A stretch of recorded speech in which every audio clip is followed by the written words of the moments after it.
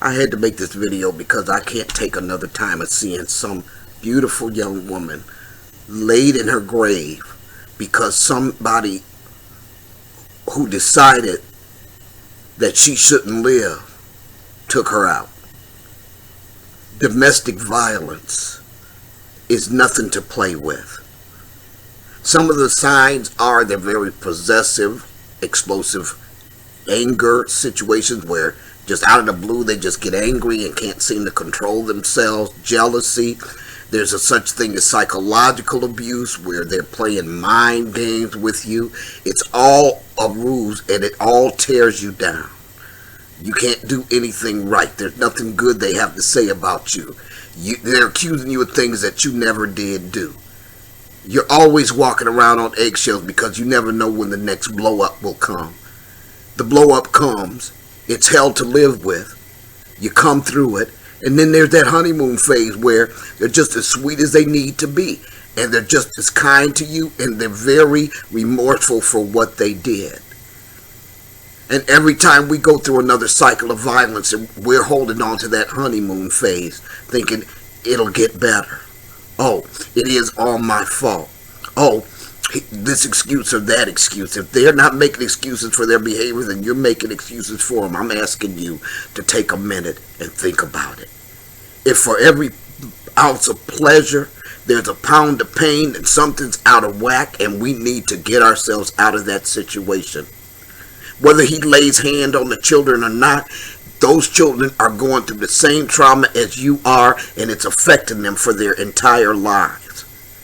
And there are very few domestic violence situations where the kids aren't being hurt, whether it's physically or otherwise. So I'm asking you again, get yourself out of that situation. Filing a restraining order is weak, because most women who file restraining orders break them themselves.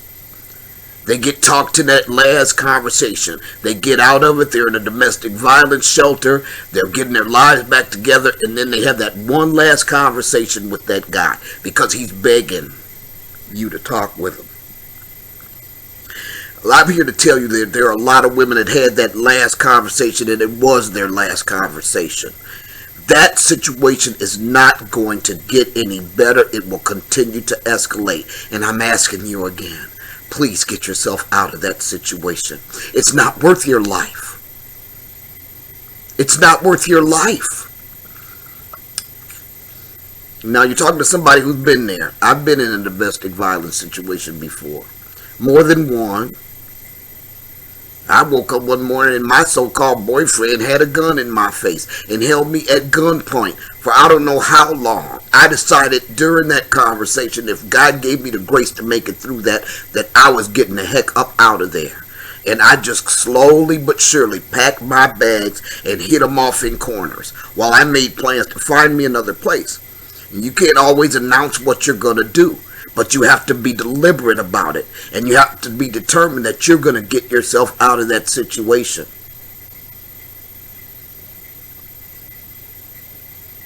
I'm asking you, please, please, please, don't be another Facebook post.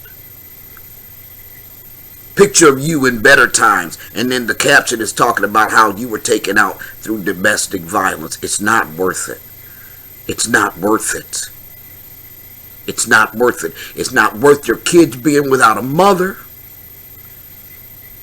And it's definitely not worth you being without your life. There's help out there for you.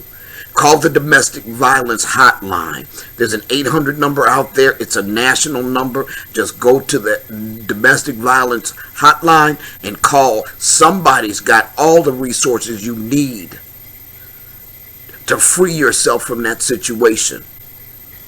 And they're chomping at the bit for you to make that call.